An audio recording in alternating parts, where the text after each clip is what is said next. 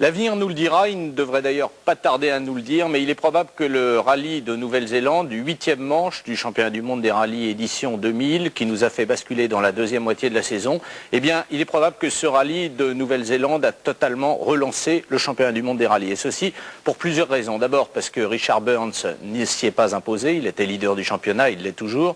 Deuxièmement, parce que les trois Ford ont fait un tir groupé aux 2, 3 et 4e place, ce qui relance le championnat constructeur. Et la troisième raison, eh bien, c'est que ce rallye de Nouvelle-Zélande a été finalement le premier rallye, dans lequel les Peugeot ont dominé de bout en bout, dans un premier temps grâce à François Dolcourt, dans un second temps grâce à Marcus Gronholm, grand vainqueur de cette 8e manche du championnat du monde des rallyes, le rallye de Nouvelle-Zélande sous l'œil de Christophe Anquet. It's a new season and a new start, so that's what I'm looking forward to. That's what you need, confidence. It's an incredible feeling. It's the same for everybody, we all want to win.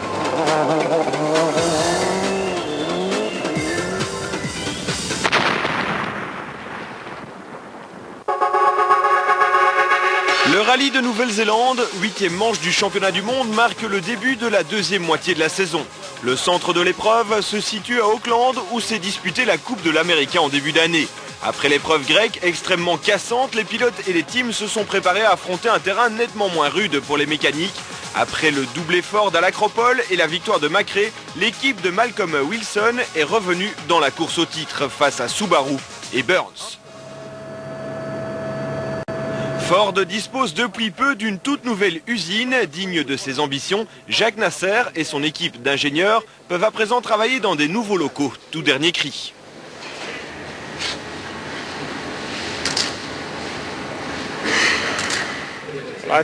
Je crois que nous avons à présent une usine performante, une usine incroyable à partir de laquelle nous allons pouvoir développer la meilleure équipe de rallye au monde.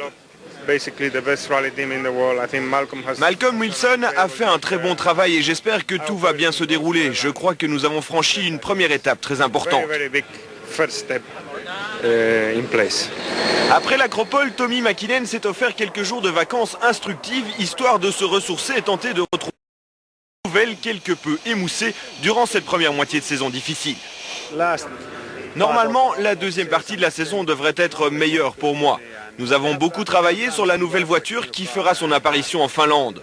Pour cette manche, nous avons quelques petites nouveautés qui devraient être bénéfiques, mais j'espère surtout que la nouvelle voiture sera bien meilleure que l'ancienne.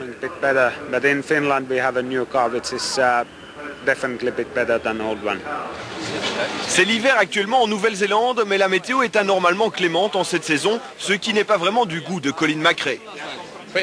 Malheureusement, une bonne partie du parcours est très sec. Le beau temps n'est pas idéal pour nous, les routes sont très sèches et donc recouvertes d'une couche de gravillon. Normalement, si les routes sont mouillées, il n'y a pas trop de gravier et partir premier n'est pas un désavantage. Mais là, en ce moment, c'est un réel désavantage. Macrae est perplexe, pourtant la Nouvelle-Zélande, en temps normal, est l'une des épreuves les plus appréciées par les pilotes. On aime ce rallye car les routes sont très lisses, très coulantes et il y a de l'adhérence, sauf si vous partez premier et qu'il fait sec bien sûr. S'il fait humide par contre, il y a un maximum d'adhérence, les routes sont très bombées mais lisses. Donc si vous attaquez, vous ne pouvez pas vraiment faire de faute qui endommagerait les voitures seulement parce que vous roulez vite. Vous pouvez faire une faute et avoir un accident, mais pas vraiment endommager les suspensions ou quelque chose de ce type, à moins de sortir de la route. C'est agréable de s'élancer dans chacune de là. Il y a également l'atmosphère unique que dégage cette épreuve, l'accueil des Néo-Zélandais, mais aussi les superbes régions traversées par les concurrents. Bref, la Nouvelle-Zélande a un véritable goût d'exotisme pour les pilotes. Toutefois, il faut penser à la course et Richard Burns, déjà vainqueur au Safari, au Portugal et en Argentine, espère bien augmenter encore son avance en tête du championnat, surtout après son abandon en Grèce. Macrae est en grande forme en ce moment. 2 victoires lors des 3 dernières épreuves ont permis au champion du monde 95 de se replacer dans la course au titre. Au départ du rallye, l'Écossais est à égalité de points avec Marcus Gronholm. Le pilote Peugeot est bien décidé à offrir ici une deuxième victoire à la 206 WRC.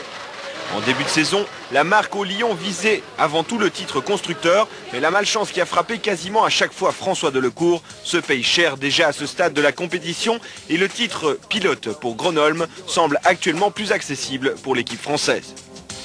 La 8e manche du championnat emmène donc le grand cirque du rallye mondial du sud de l'Europe vers l'hémisphère sud. La première étape comporte 8 spéciales pour un total de 117 km de secteur chronométré sur des chemins recouverts de gravier. Même s'il fait nettement plus froid qu'en Grèce, la météo est clémente. La première étape va se disputer sur des chemins secs.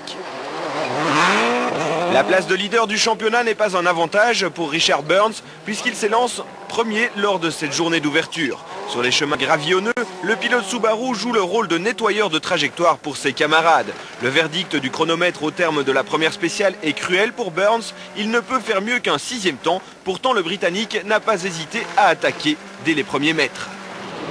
François Delecourt s'élance sur une route nettoyée par les pilotes qui le précèdent et surprise, le Français, qui pourtant n'est pas un spécialiste du pilotage sur terre, s'installe en tête du rallye. 195 bon, pleine corde.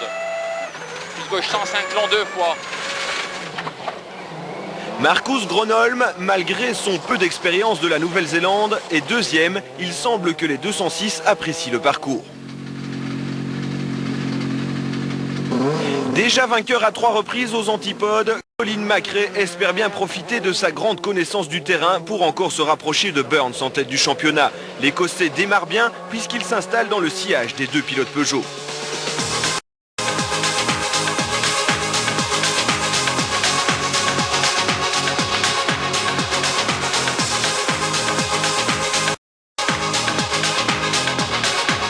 Sainz est 4e à une petite seconde de son équipier. Les pilotes Ford connaissent d'ailleurs tous les deux le parcours à merveille puisque Sainz a déjà monté à 4 reprises sur la plus haute marche du podium ici même. Si du côté de Peugeot et de Ford tout va bien, ça n'est pas le cas dans le clan Seat. La première spéciale est également la dernière pour Tony Gardemeister. À peine remis de son accident lors d'une séance d'essai, Tommy remet le couvert dès la spéciale d'ouverture. Il y avait une bosse, je suis passé bien au milieu à fond, mais nous avons atterri dans un fossé à droite, un peu trop à droite d'ailleurs, 50 cm environ.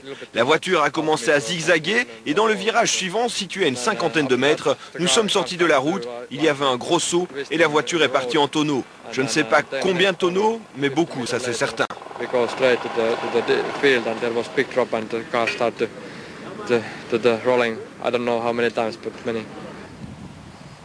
En ce tout début de rallye, les Peugeot semblent avoir l'avantage. Delecourt a abandonné les différentiels pilotés à l'avant et à l'arrière et retrouve une voiture qui convient nettement mieux à son style de pilotage. Mais attention, il ne faut surtout pas crier victoire trop tôt, car derrière les 2 Lyon, les Ford Focus sont en embuscade, comme le prouve Peter Solberg, le 3e pilote de l'Oval Bleu. Solberg s'offre le luxe de réaliser le meilleur temps dans la spéciale suivante. Devant tous ses petits camarades, il s'installe à la 2e place. Décidément, François Delecourt a dû manger le lion de sa Peugeot.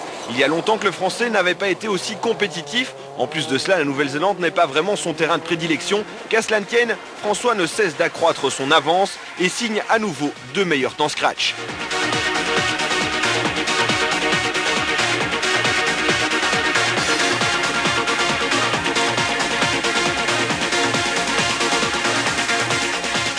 Marcus Gronholm est dans le bon wagon. Accroché à la 3e place, le pilote Peugeot perd un minimum de terrain sur son équipier.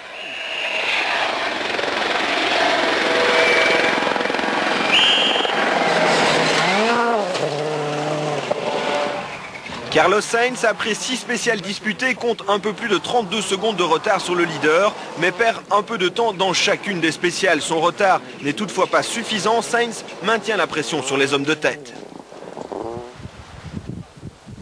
Juha Kankkunen, 2e l'an dernier, a du mal à tenir le rythme des leaders. Il est 5e du général. And long medium left. And long bad right. And long K left. And long medium right tightens. Vainqueur en 2 roues motrices en 99, Kenneth Eriksson avec sa Hyundai Accent WRC réalise des chronos très prometteurs. Il se classe régulièrement parmi les 6 plus rapides.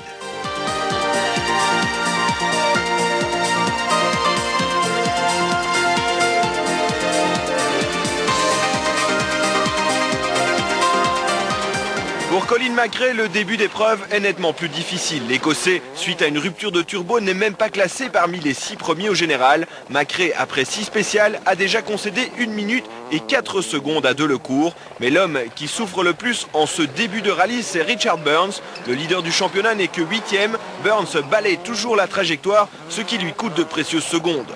Pour Tommi Mäkinen, ça n'est pas mieux. Le quadruple champion du monde n'est pas satisfait de sa voiture et en plus de cela, il doit compenser avec un différentiel arrière défaillant.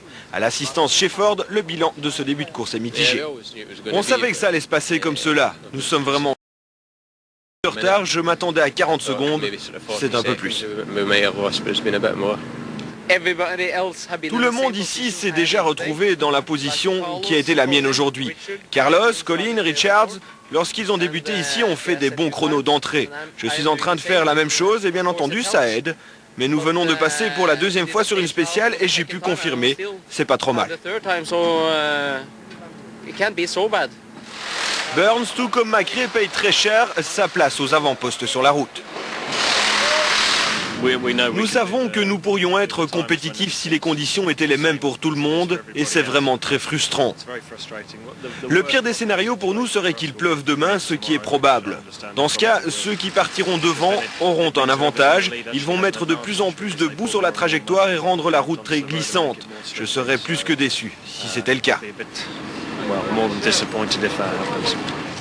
François Delecourt a montré ce dont il était capable avec une voiture fiable. C'est fantastique pour Peugeot, Marcus et tout le monde pour l'instant. Mais le rallye est encore long. Demain, s'il pleut, ça va être difficile pour moi de rester sur la route car je ne connais aucune des spéciales que nous allons parcourir. 2 spéciales parcourues de nuit sont encore au programme de cette première journée. 2 secteurs chronométrés assez courts qui vont permettre de remonter à la 6e place. L'Écossais signe à chaque fois le meilleur temps.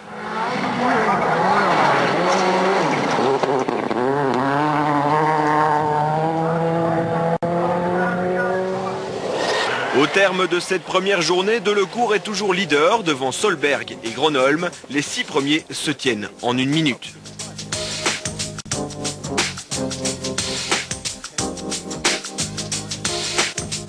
La deuxième journée comporte 9 spéciales pour un total de 177 km. Le 4e secteur chronométré est le plus long de tout le championnat du monde. Les pilotes vont devoir attaquer durant 59 km.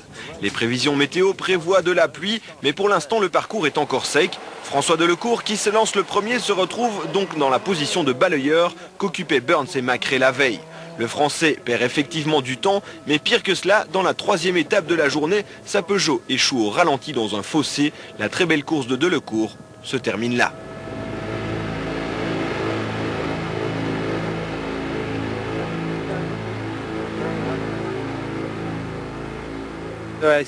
Je suis sorti dans un champ. La voiture était dans un fossé, sans vitesse. J'ai continué la spéciale au ralenti, puis la voiture s'est arrêtée. La boîte de vitesse s'était cassée.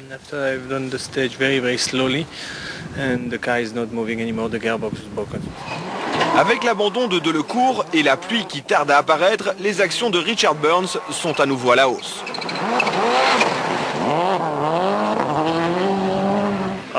Je suis très optimiste, mais Marcus continue à faire du très bon boulot. Ça va être difficile de le rattraper. Après l'abandon de Delecourt et la pénalité infligée à Solberg, Marcus Gronholm se retrouve en tête. Une position pas vraiment idéale au moment d'attaquer la fameuse spéciale de 59 km.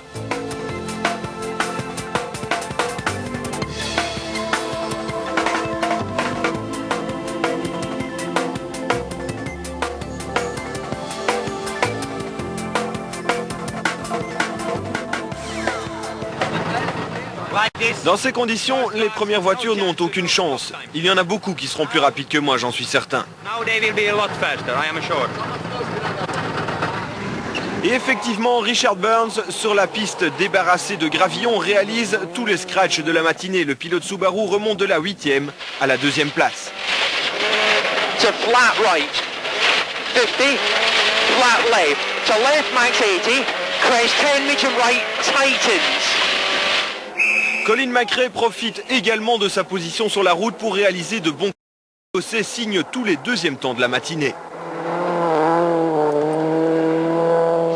Into 4 left, tightens line, and 6 right, 30, 6 right minus, into 3 right plus tightens, and left tightens, the long 3 plus. Pour Carlos Sainz, par contre, ça va mal. Le matador espagnol n'est pas satisfait des réglages de sa Focus et perd encore du terrain par rapport aux hommes de tête.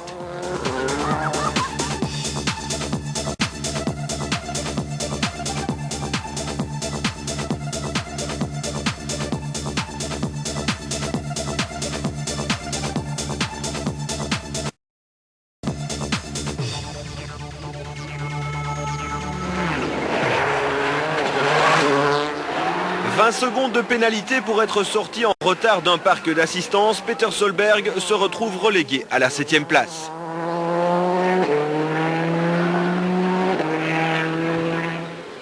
Gronholm dispose d'un peu moins de 19 secondes d'avance sur un Burns déchaîné dans la matinée. La Subaru s'est comportée à merveille. Les spéciales de l'après-midi seront plus difficiles pour le Britannique. Un manque d'adhérence évident lui fait perdre du temps. La pluie s'est décidée à apparaître et Burns a du mal à rester sur la trajectoire idéale.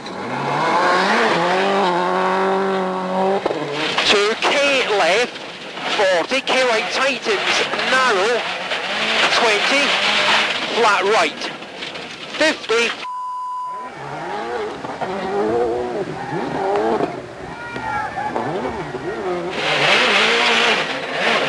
20 flat right, 50 flat left. Colin McRae profite quant à lui de cette route glissante. L'Écossais a pu améliorer ses réglages. Il signe 2 meilleurs chronos et s'installe à la 2e place derrière Gronholm.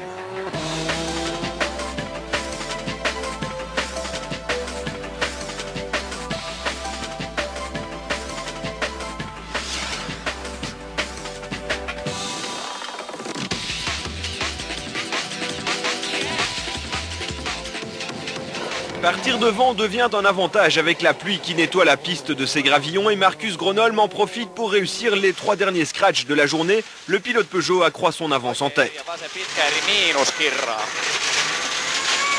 Oikein nopea kaide sisällä. 7. Oikein eri ja vaseri helppo yli nypyn. Carlos Sainz a retrouvé ses sensations au volant de la Ford Focus. L'Espagnol, toujours 4e, revient doucement au contact de Richard Burns.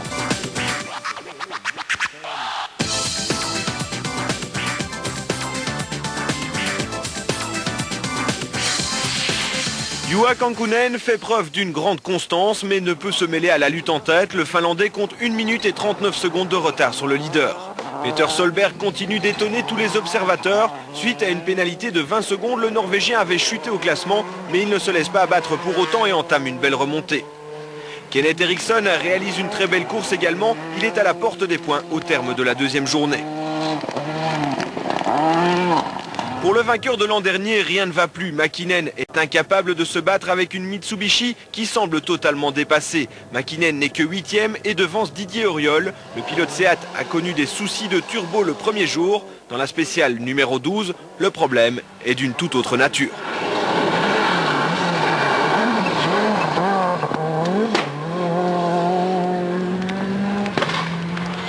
Très bon plus plonge après Dodan. Sur gauche, sur attention, droite bon, plus attention, attention intérieure. Gauche sur attention, droite bon, plus c'est bon, c'est bon. Mamie, je t'aime. Mamie, je t'aime. Mamie, je t'aime. Mamie, je t'aime. C'est bon, c'est bon, ça va, c'est bon. L'abandon d'Auriol propulse Alistair McRae à la 9e place. La Hyundai n'est que 13 secondes derrière la Mitsubishi. Gronholm, le leader, est confiant pour la suite. Les pilotes sont repassés sur 3 des spéciales déjà parcourues, ce qui l'a aidé à consolider son avance. C'est mieux lorsque nous repassons pour la 2e fois sur une spéciale. C'est plus simple de trouver le point de corde d'un virage et les conditions sont identiques pour tous les pilotes lors du second passage. Je suis très satisfait de mes chronos, mais demain, il y a une longue spéciale et on verra bien. La première spéciale sera déterminante. Elle est très longue, il y aura sans doute pas mal de gravillons, mais ça dépend du temps et de la manière dont sera nettoyée la route. Il y aura moyen de faire la différence dans cette spéciale. S'il avait fait sec durant toute la journée, nous aurions eu une bonne chance de mener la course.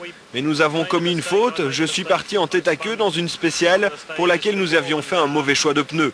Nous aurions dû faire un meilleur choix, ce qui ne nous aurait pas mis dans cette situation délicate. Ce mauvais choix a fait une grosse différence aujourd'hui. Alors qu'il reste une journée de course, Gronholm, McRae et Burns sont séparés par 37 secondes. Tout reste possible pour ces 3 hommes qui peuvent encore viser la victoire. Pour Sainz, Kankkunen et Solberg, ça sera plus difficile de grimper sur le podium à la régulière. 7 spéciales pour un total de 79 km sont au menu du 3e jour. Le fond de l'air est frais mais sec. Gronholm, qui ouvre la route, va à nouveau devoir composer avec cette fameuse couche de gravillon qui rend le terrain si glissant.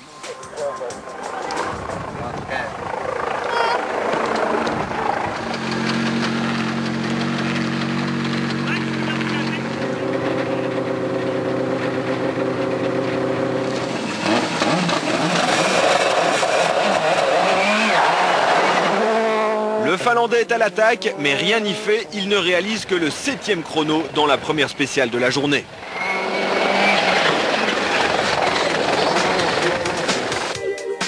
Colin McRae réussit le 4e temps et réduit son écart par rapport au leader. Le suspense annoncé tient toutes ses promesses.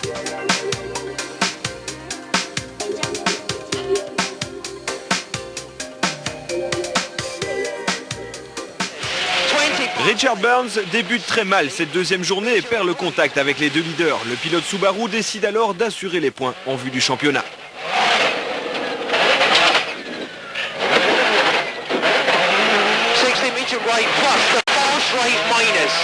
Cette première spéciale du dernier jour restera dans l'histoire pour Hyundai puisqu'Alister McRae offre à l'Accent sa toute première victoire en spéciale. Malheureusement, le petit frère de Colin devra renoncer un peu plus tard sur problème mécanique.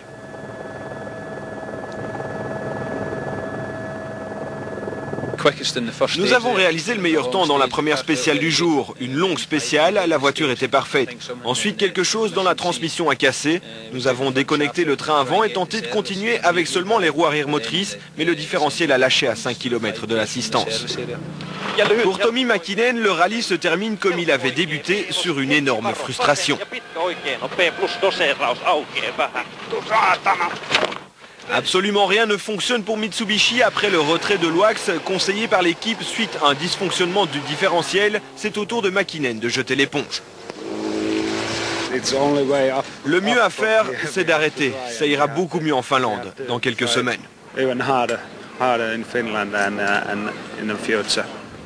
Il reste 6 courtes spéciales à parcourir avant l'arrivée. Gronholm possède toujours 15 secondes d'avance sur McRae et se dirige vers une deuxième victoire cette saison. Burns, quant à lui, décide d'assurer la 3e place. Le Britannique roule vite et prudemment, mais sa Subaru commence à donner des signes de faiblesse.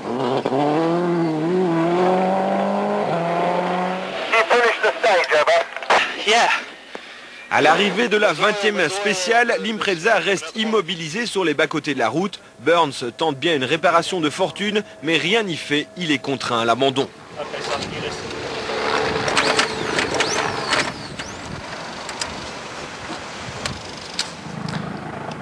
Je ne sais pas encore ce qui s'est passé. La direction assistée m'a lâché à 2 ou 3 km de l'arrivée et il y avait beaucoup d'huile sur le moteur.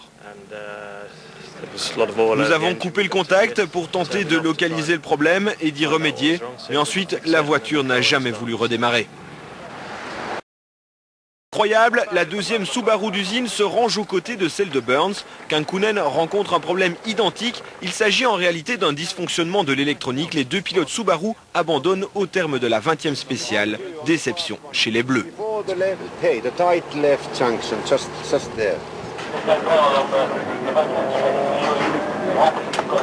L'abandon de Burns est tout bénéfice pour McRae. L'Écossais ne doit plus se méfier d'un éventuel du pilote Subaru. Il n'a plus qu'à se concentrer sur sa chasse à la première place.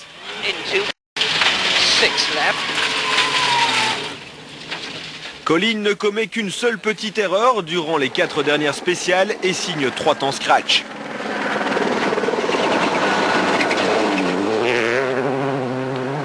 Gronholm gère son avance et se dirige vers une deuxième victoire en mondial. Le pilote Peugeot assure, mais une course est gagnée lorsque l'on passe sur le podium d'arrivée et Marcus a bien failli tout perdre dans la 19e spéciale.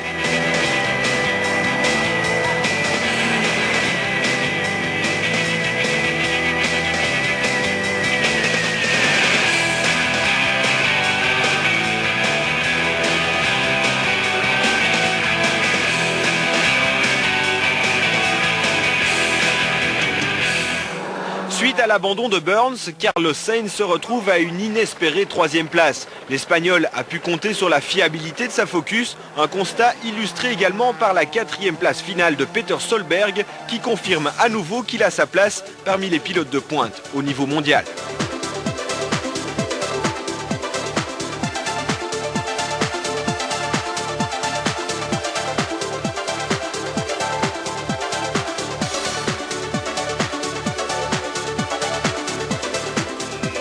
En terminant 5e à la régulière, Kenneth Eriksson offre à l'équipe Hyundai son meilleur résultat mondial. La progression des Accent est constante depuis le début de la saison.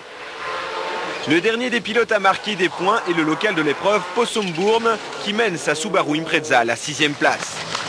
Gronholm remporte donc ce rallye de Nouvelle-Zélande. C'est la deuxième victoire de la 206 WRC. À chaque fois, c'était aux mains du grand Finlandais. Voilà. Une accolade à toi. Marcus, félicitations pour votre deuxième victoire. Comment vous sentez-vous? Très bien, vraiment c'est très sympa de gagner pour la deuxième fois sans rencontrer de problème avec la voiture. En plus, c'est un rallye fantastique. Avec une deuxième place, Macré ne peut pas être déçu. Je suis heureux, mais j'aurais pu l'être encore plus. L'abandon de Richard relance le championnat. C'est dommage pour lui, mais bien pour Marcus et moi-même. Il reste 6 manches avant le terme du championnat. La prochaine se déroule dans le jardin de Gronholm et Rotiainen en Finlande, ce qui va certainement décupler leur motivation à décrocher un premier titre de champion du monde. Marcus Gronholm gagne donc avec 14 secondes et demie d'avance sur Colin Macré. Sainz termine à 1 minute et 18 secondes. Tous les autres sont relégués à plus de 3 minutes.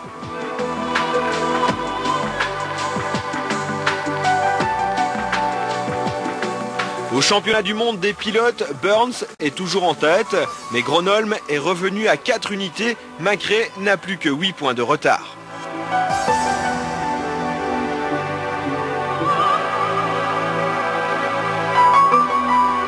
On termine avec le classement du championnat des constructeurs. Ford, après les bons résultats enregistrés en Grèce et ici en Nouvelle-Zélande, ne compte plus qu'1 point de retard sur Subaru. La semaine prochaine, la Formule 1 avec le Grand Prix d'Allemagne. Rendez-vous habituel à 19h30 samedi pour l'intégralité.